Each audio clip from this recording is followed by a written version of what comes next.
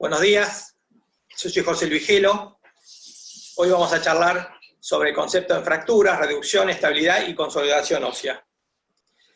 Normalmente o habitualmente en un pase de sala, en un ateneo, incluso en las clases que vemos, preguntamos a los residentes qué tipo de fractura es, cómo la estabilizo, y en general todos tenemos el mismo concepto. A veces podemos diferir un poco, pero prácticamente todos coincidimos en qué método usar para estabilizarlo. A veces los inconvenientes se suceden cuando preguntamos por qué lo estabilizamos de esta manera, qué tipo de consolidación busco, qué estabilidad le vamos a dar. Este trabajo va a hablar sobre, o aclarar un poco esos conceptos. Por eso los objetivos de mi trabajo son aclarar lo que es reducción, la estabilidad, la consolidación y por último los métodos de osteosíntesis que utilizamos. Antes de comenzar con la clase, quería refrescarles cómo está formado el hueso. El hueso está formado por sistemas haversianos, como vemos en la diapositiva, cuya unidad funcional es la osteona. La osteona tiene un vaso con osteoblastos, que son los generadores del sistema haversiano, y los osteoclastos que van a ir a limpiar los detritos que quedan del hueso de la fractura. Como les decía, entonces los osteoclastos remueven esos detritos de necrobiosis local por el método de resorción. Los osteoblastos forman la matriz, la trabécula, donde luego los osteocitos van a mineralizar las trabéculas, formando el hueso o el callo óseo. Y hablando de callo óseo, me pareció pertinente definir qué es un callo. Es una formación temporal de fibroblastos y condroblastos en la zona de fractura. Mientras que el organismo intenta, ¿qué hace el organismo? Intenta regenerar el desequilibrio anátomo-funcional, la fractura, a razón de 70 a 100 micros por día. Consolidación ósea tiene 4 etapas. Inflamación, donde va a estar el hematoma fracturario, la formación del callo blando, luego el callo duro, y por último la remodelación, que lleva meses e incluso años. Si lo quieren dividir, o lo podemos dividir en días, del tercero al quinto día, estamos con un hematoma fracturario, del quinto al 16, 21 se forma el callo blando, donde va a haber condrocitos, células madres, las stem cell, y del 16 al 35 el callo duro, luego del cual comienza la remodelación. Estas fases no son estrictas, como ven acá en la diapositiva, la fase de inflamación se superpone con reparación, la reparación con la remodelación, y la remodelación, como les decía recién, con la reabsorción que lleva hasta meses o años. ¿Un callo es elástico? Sí, es elástico, pero en las distintas etapas vemos que cuando comienza a formarse el hematoma, la granulación, tiene un 100% de movilidad. Luego en el callo blando, es el tejido fibroso que le va a dar un 20% de elasticidad. El tejido cartilaginoso, el 10%, y por último, ya consolidado el hueso, el callo sigue teniendo un 3% de flexibilidad o de elasticidad. Cuando nosotros colocamos un yeso, tenemos que saber que la octava semana, 40, 42 días que le retiramos el yeso o la inmovilización, recién el 60% de las osteonas cruzaron el foco. Al octavo mes, o sea 33 semanas, ahí recién hay un 100% de osteonas consolidando la fractura. Y como les decía recién, la reducción va a ser el primer tema. ¿Qué es la reducción? Es el acto de restaurar la correcta alineación, posición de los fragmentos fracturarios. O sea, no solamente la alineación, sino la posición. No tiene que estar rotado el segmento. Y generalmente la reducción es el paso más importante y frecuentemente el más difícil, el que nos lleva mucho más tiempo que colocar una osteosíntesis o tornillos. Es el paso más importante y el más difícil, la reducción. Esta reducción puede ser anatómica o funcional. En la anatómica se restaura correctamente los fragmentos. Uno por uno se colocan donde estaban antes de la fractura. En cambio, en la reducción funcional, uno restaura los fragmentos, no tan anatómico, pero sí que me aseguran una función normal de ese miembro luego de la consolidación. La anatómica se hace en forma directa, o sea, se abre el foco de fractura, o con mínimamente invasivo, pero siempre se ingresa al foco de fractura. Se manipulan todos los fragmentos y se los visualiza en forma directa. ¿Dónde se usa? Lo usamos en fracturas articulares, en pseudoartrosis, por supuesto, y en fracturas irreductibles, donde se necesita una estabilidad absoluta con los métodos de compresión. Una fractura articular no nos podemos dar el lujo que nos quede un gap, un escalón, o que el cartílago cicatrice mal, que esa articulación después no va a ser viable y va a llevarnos a una artrosis, o la pseudoartrosis, obviamente. Tenemos que hacer una reducción anatómica y hacer todo el procedimiento, el protocolo, para que esa fractura consolide. Las articulares, como les decía recién, tenemos que elevar las zonas impactadas, restaurar el eje de carga, la alineación del miembro, y todo esto para que la cicatrización del cartílago sea adecuada y no me quede, como acá en la slide de la izquierda, en la radiografía de la izquierda, un gap que eso visiblemente no va a consolidar y va a llevar a una pseudoartrosis o una no viabilidad de la articulación. ¿Con qué elementos hacemos su reducción anatómica? Con todo el arsenal que tenemos en el quirófano: pinzas reductoras de hueso, pinzas de punta, clamp, Hoffman. Todos los cirujanos sabemos y nos valemos de estos métodos de reducción.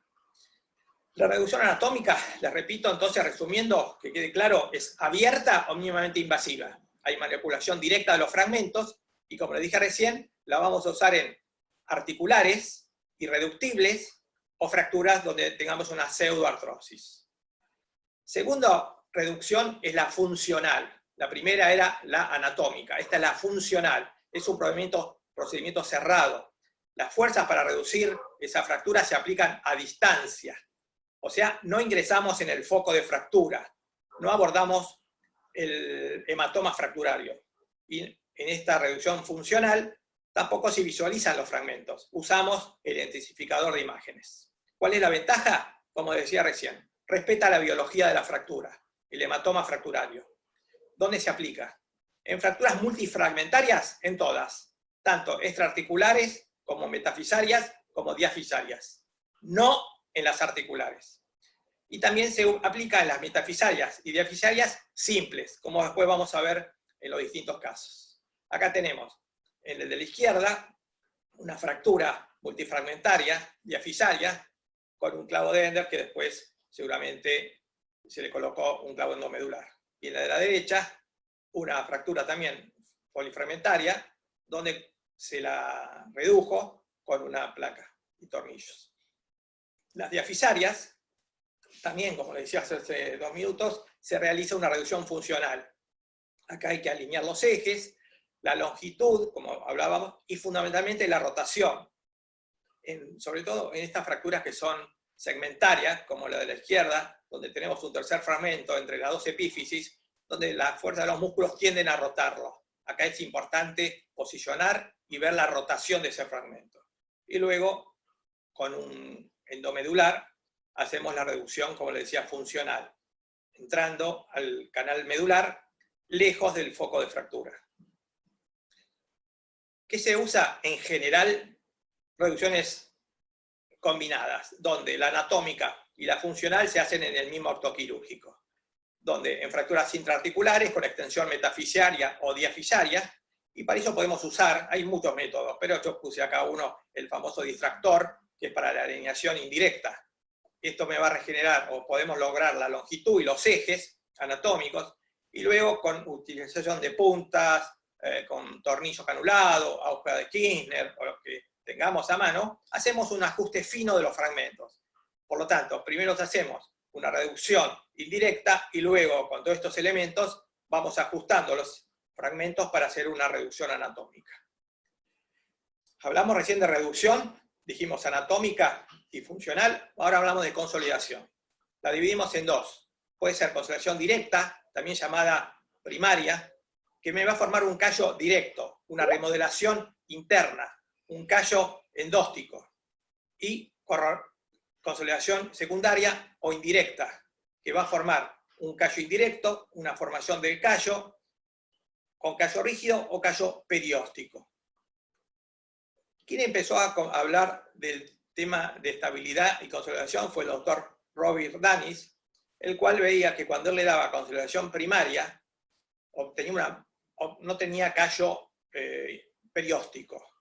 Comenzó a estudiarlo y vio que al aplicar un tornillo interfragmentario en fracturas articulares, no formaba ese callo prominente y sí daba estabilidad y se consolidaba perfectamente. Entonces empezó a investigar y se preguntó cómo se logra. Bueno, La estabilidad primaria se logra de esta manera.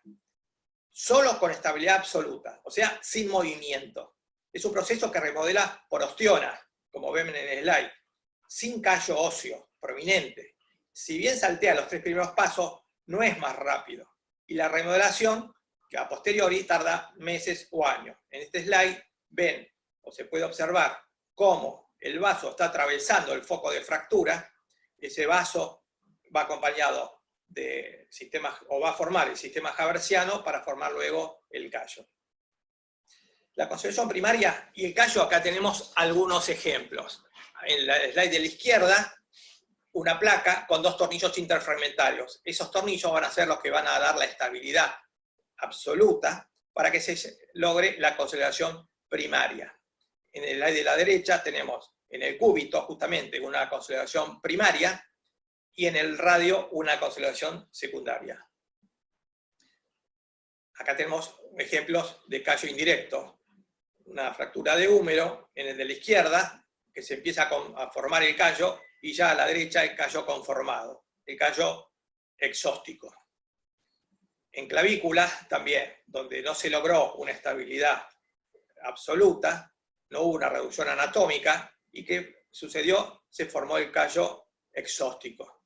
Acá se le dio una estabilidad relativa, por lo tanto no hubo una estabilidad absoluta.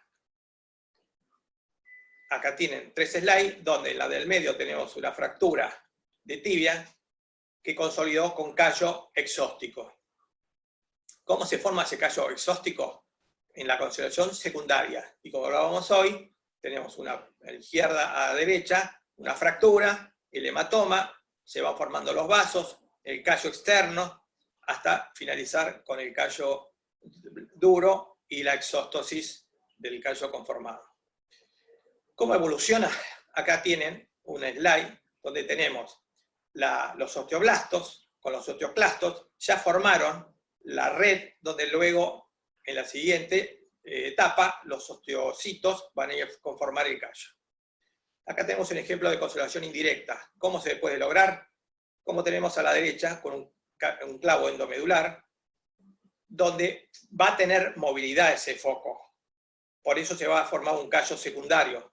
Si lograríamos con este clavo endomedular que no tuviera ningún movimiento, seguramente no formaría callo exóstico, sino formaría un callo endóstico. A la izquierda también, una fractura con un clavo cefálico, endocefálico, para lograr también un callo secundario, y en lo posible, según el diámetro, se podría llegar a lograr una estabilidad absoluta, por lo tanto un callo endóstico. Callo indirecto. La principal causa del callo indirecto, o sea, del callo exóstico, es el movimiento interfragmentario. Como decías recién en el slide anterior, si no tiene movimiento, no va a formar callo exóstico, va a formar un callo endóstico. ¿Y por qué el organismo hace esa prominencia de callo? Por la inseguridad mecánica que tiene el hueso. Entonces compensa con un volumen exagerado del callo, que luego, con los meses o los años, va a ir remodelando y cada vez va a tener menor volumen. Y el callo se forma disminuyendo el movimiento, obvio, para crear el puente óseo. Si nosotros tenemos unas coordenadas, podemos observar cómo en la coordenada horizontal, si tenemos las semanas, y en el vertical el movimiento, en el primer momento donde hacemos la estabilidad, va a tener 100 de movilidad. Y conforme va descendiendo o van pasando las semanas, desciende esa curva de movilidad, como ven aquí, hasta llegar a la semana aproximadamente 15, donde ya no va a haber más movilidad. ¿Por qué? Porque acá se conformó el callo óseo. Y hablando de consolidación ósea, y yo ya le expliqué las distintas etapas, este slide lo quise colocar porque cuando se forma la fractura, o cuando hay una fractura, hay un hematoma, como ya hemos dicho, con una ruptura de vasos, va a haber leucocitos, macrófagos, fibroblastos, pero hay una teoría actual que pregona que el que inicia la formación del callo, o quien ordena toda esta convergencia de polimorfonucleares y leucocitos, macrófagos, es el nervio que va acompañando a la arteria. El nervio acompaña siempre, el filete nervioso, a la arteria nutricia del hueso. Cuando la arteria nutricia se rompe por la fractura y se forma este hematoma, también los pequeños filetes nerviosos comienzan a estimular, se le puede llamar hasta un cortocircuito en ese nervio, y esos impulsos nerviosos serían los que inician las cascadas de reacciones físico-químicas para iniciar el callo. Por eso, todo traumatólogo que haya tenido una pseudoartrosis, habitualmente, ¿qué le indicamos? 10, 20, 30 sesiones de magnetoterapia. La magnetoterapia son campos magnéticos, campos eléctricos de baja frecuencia, 200 Gauss durante media hora, 40 minutos, que estimulan, por un lado, la mitosis de toda esta zona, y fundamentalmente estimulan la regeneración del nervio, por ser campos magnéticos, campos eléctricos. Ahí está el kit por el cual la traumatología o un traumatólogo ordena o indica al kinesiólogo efectuar sesiones de magnetoterapia para indicar o para iniciar esa cascada nuevamente de reacciones químicas que van a producir el callo en pseudoartrosis, o sea, en retardo de consolidación. Seguimos con el tercer concepto. Hablamos de reducción, dijimos que era anatómica funcional, luego de consolidación, que podía ser directa o indirecta, o primaria o secundaria, y por último vamos a hablar de estabilidad. La estabilidad es una capacidad de la fractura para resistir las cargas funcionales. Puede ser absoluta o relativa. Les repito, la estabilidad, que puede ser absoluta, total o relativa, es la capacidad de la fractura que tiene para resistir la carga. Eso no es rigidez. La rigidez la da la osteosíntesis, el elemento que nosotros vamos a colocar para estabilizar esa fractura.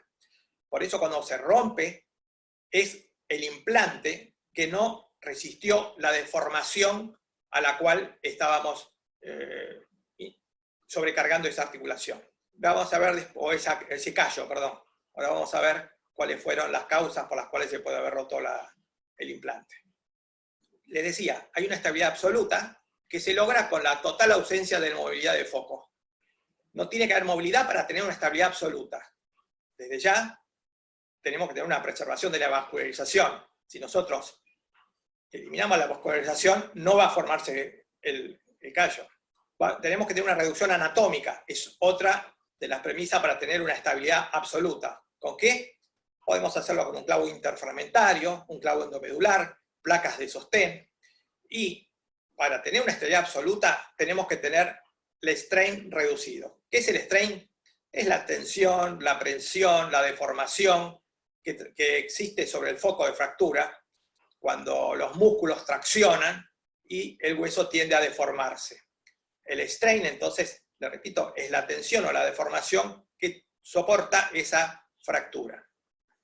Esta fractura, para lograr, como les decía, la estabilidad absoluta, vamos a tener que tener, como en la ley de la izquierda, una reducción anatómica. Tiene que estar perfecto los dos fragmentos. Ahí la osteona, con el vaso nutricio, la arteria nutricia, los filetes nerviosos, va a ir atravesando el foco de fractura. Acá a la derecha tenemos los osteoclastos, en la primera fila, con los detritos, luego los osteoblastos, que van a ir formando esta red haversiana, donde estas pequeñas células, que son los osteocitos, se depositan y mineralizan el callo, que es todo esto.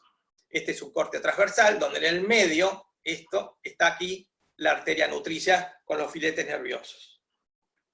Y tenemos un ejemplo de estabilidad primaria. Tenemos una fractura en la parte superior, con una placa y un tornillo interfragmentario. Y debajo, como en la misma, van atravesando las osteonas, como ven acá todavía no se logró la consolidación total, pero van formando el callo endóstico. Se le retiró luego la placa, se le hace una arteriografía y se ve claramente cómo nuevamente las arterias o los vasos atraviesan el foco de fractura sin inconveniente. ¿Cuándo vamos a buscar estabilidad absoluta? Como dijimos hoy, en fracturas intraarticulares, donde necesitamos una articulación que quede lo más parecida o a lo perfecto, o como estaba antes de la fractura. También las vamos a buscar en fracturas diaficiarias simples y en maxilofaciales. Nadie quiere tener un paciente con una fractura de frontal o cigomático con un callo exóstico, que es estéticamente no es bueno para el paciente. La segunda estabilidad, la primera es la absoluta, esta es la relativa. Acá vamos a tener una consolidación indirecta, con una formación de callo, como ven en el slide. Desde ya, como siempre, vamos a tener una preservación de la vascularización. Y esto se va a dar también con una reducción biológica, o sea, no anatómica. Como siempre, repito, hay que buscar la longitud del hueso, la alineación, y que no rote durante la inmovilización.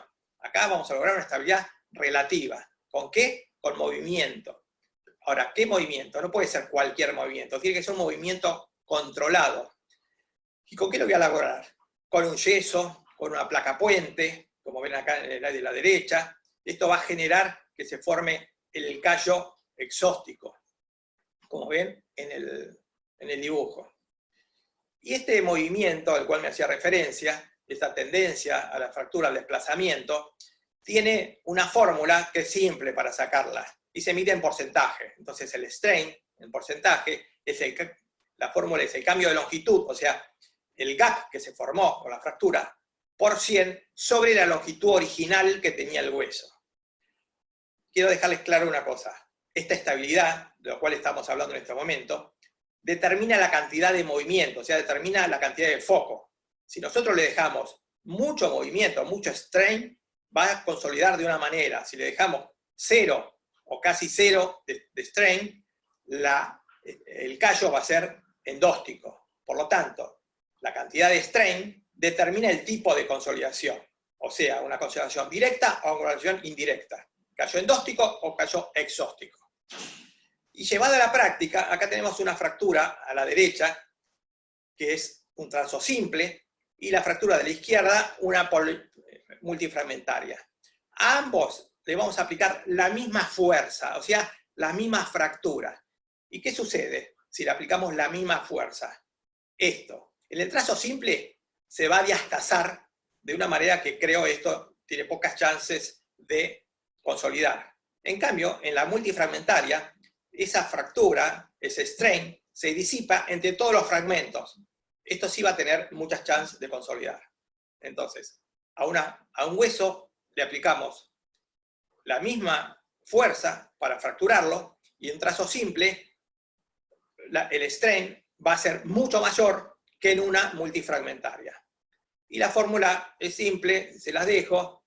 Este es para el trazo simple, hacemos en un gap de 10, una fuerza abajo también de 10, pero 5 hacia cada lado, que es la rotura, y me da un strain de 100 en un trazo simple.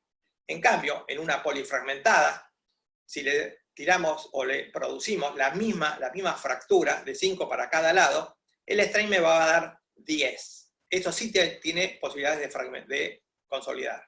Por lo tanto, hay una relación que quisiera que se lo lleve para la casa, que es strain barra consolidación. ¿Qué significa? Que si uno tiene o logra un strain en el callo, en el foco fracturario del 2%, la consolidación va a ser primaria. Si logramos una consolidación de un strain de un 10%, la consolidación va a ser secundaria. Y si logramos en el foco de fractura una movilidad, un strain de más del 10%, no creo que tengamos posibilidades de consolidar.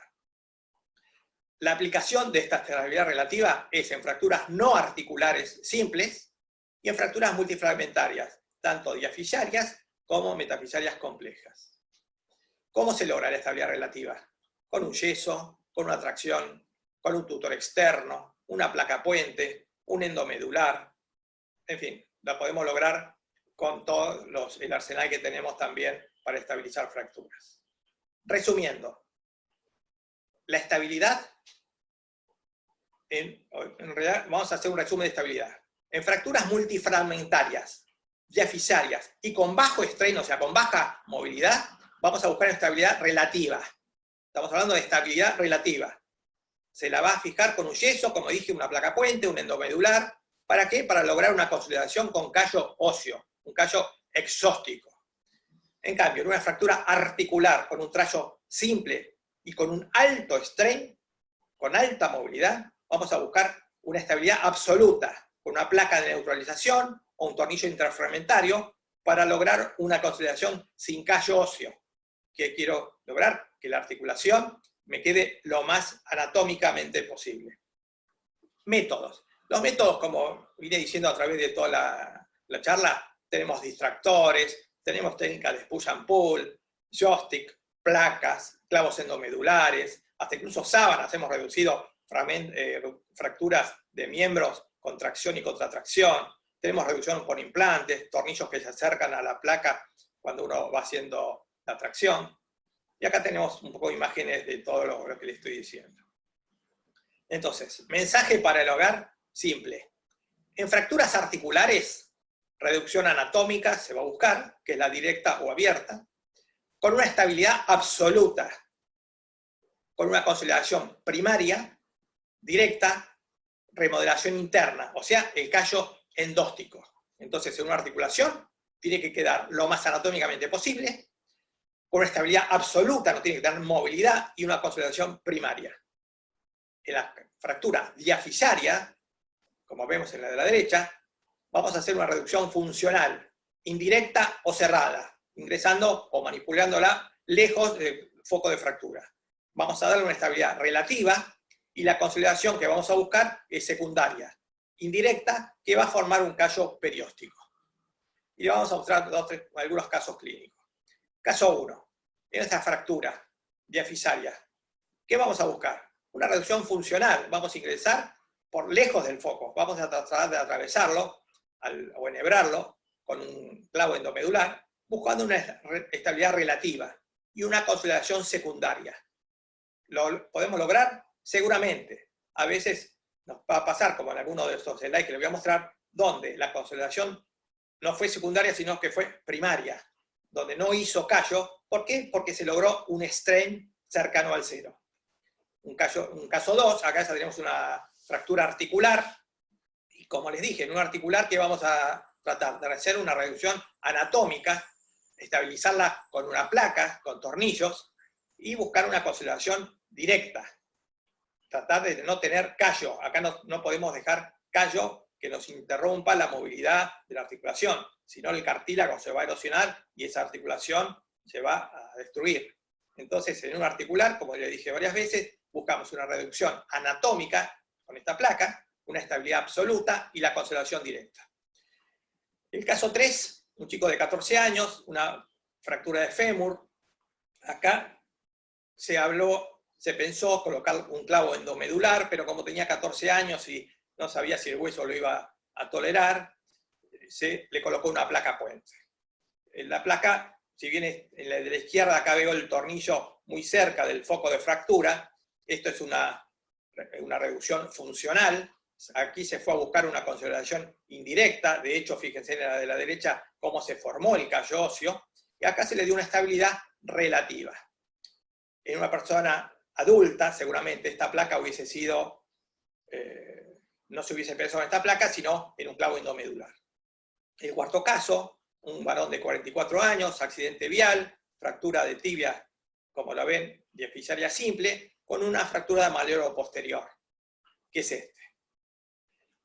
Acá uno, cuando evalúa qué método usar y qué reducción podemos lograr, seguramente vamos a pensar en una reducción funcional para una consolidación indirecta y, por supuesto, una estabilidad relativa. Entonces vamos de menos a más. Colocamos primero el tornillo a nivel del malleolo, del tercer malleolo, y después con pinzas de punta ir buscando la reducción del cabo de la fractura y estabilizarla. Yo les hablaba hoy de que muchas veces usamos dos técnicas en una misma cirugía. Acá tenemos un ejemplo, donde primero en el fragmento malleolar usamos un tornillo interfragmentario, y acá en la placa del tercio de tubo del peroné también se utilizó un tornillo interfragmentario. Por lo tanto, acá hay una reducción anatómica con una consolidación directa y una estabilización absoluta. No así en el endomedular, donde el endomedular me dio una reducción funcional, porque directamente no entré a investigar el callo, el hematoma, sino que lo atravesé y lo enhebré con el tornillo endomedular, logrando una consolidación directa. Fíjense que casi no hizo callo, cuando acá sabíamos que un endomedular produce una indirecta. Bueno, aquí, gracias al diámetro, fíjense en el diámetro que tiene el endomedular, no hizo callo. Y la estabilidad es una estabilidad relativa. ¿Cuál es el problema cuando tenemos una fractura como esta, demostrada al principio, donde yo ingreso desde la parte proximal con el endomedular? Que yo puedo llegar a la fractura, y si el tercer y el malleolo está en el medio, lo puedo desplazar, lo puedo sacar del foco, y después me va a costar mucho más reducirlo. O incluso puedo yo mismo producir un aumento de la fractura. Bueno, por eso siempre se dice que la mejor osteosíntesis es la que mejor sabe hacer el traumatólogo. Nosotros acá colocamos un endomedular. Algún otro colega podría haber colocado una placa y sintetizarlo, y seguramente tendría una buena estabilidad. Caso quinto, una herida por arma de fuego. Estas son balas de alta velocidad, alta energía, pero poca velocidad, que son las que hacen o destruyen más tejidos blandos. Y fíjense que hace una fractura polifragmentaria, un ala de mariposa, acá en el de la izquierda, a nivel de la tibia, pero seguramente con gran lesión de partes blandas. ¿Qué tenemos que enseguida investigar? Los elementos nobles, los vasos, que no me haga un síndrome compartimental. Aquí está, el slide de la derecha, es la idea correspondiente al ingreso de la bala, pero seguramente a la primera atención, donde se hizo un debridamiento del tejido necrótico. Se le colocó un endomedular y se logró una buena consolidación. La bala, si está cuando uno hace el debridamiento, se saca. Si no, no se va a buscar de ninguna manera, porque si no sería aumentar el foco de fractura. Acá tenemos una fractura medial simple, donde quiero hacer una pequeña acotación. Tenemos una relación entre el trazo de fractura y la longitud de la placa, el cual, en un trazo simple como este, la relación es de 8 a 10 veces, lo repito, de 8 a 10 veces la longitud de la placa con respecto al trazo de fractura. Si esta fractura hubiese sido una conminuta, la relación del tamaño o la longitud de la placa es 2 a 3 veces el diámetro de la fractura. ¿Qué pasó? Si yo tengo una persona de 30 años con esa fractura, tengo que pensar que es una fractura de alta energía, seguramente un accidente vehicular. Y fíjense en la cara posterior de esta chica, tratamos de buscar los elementos nobles. Acá de la derecha está el paquete vasculonervioso tibial posterior, se hizo un debridamiento, se colocó un VAC y un endomedular. Recuerden que el hueso tiene un cartucho. El cartucho son los músculos. En la cara anterior de la tibia tenemos muy poca consolidación, vasos. Básicamente los gemelos, el sóleo, los gastronemios, son los que le van a dar esa protección a la fractura. Y fíjense dónde hizo la consolidación, que no me preocupa. Justamente en la cara posterior, donde están los vasos que lo nutren. El caso 7 es un polifragmentado, también un ala de mariposa, un fragmento a la izquierda, con fractura del platillo tibial, y este paciente también tenía una fractura de astrágalo. Ahí está la tomografía computada. Estas eran las partes blandas, y hoy no voy a hablar de cómo se reducen, pero fundamentalmente tenemos que colocar un estabilizador para preservar las partes blandas, para preservar la fractura, que el paciente no tenga tanto dolor, así que se le colocó un tutor, y luego se fue a reducir, una vez que las partes blandas estuvieron se mejoraron a los 3 días, una estabilidad. Fíjense acá arriba tenemos el tornillo articular que me va a dar una reducción anatómica en esta articulación, no es funcional. La funcional la logramos acá, le colocaron 2 placas enfrentadas con un tornillo incluso que llega hasta la otra cortical interfragmentario para buscar una estabilidad absoluta en una consolidación dentro de lo posible directa y una reducción anatómica.